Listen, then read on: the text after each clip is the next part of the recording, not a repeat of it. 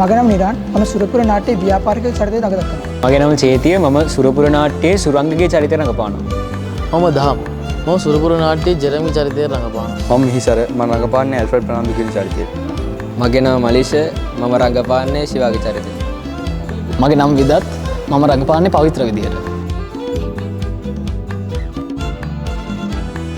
අධ්‍යක්ෂකවරයා තුන්පත් කිරීම. ඇවිත් බලන්න.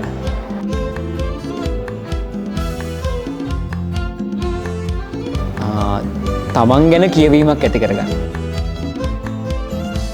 ඒක අමුතු එකක්.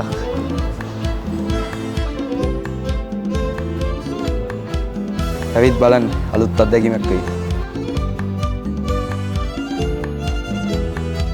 කලින් අත්විඳපු නැති චරිතයක් රඟ දැක්වීමට සිදු වෙනවා.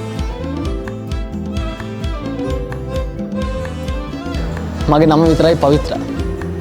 දිනේ 25 වෙලාව 6. හැමෝම එන්න.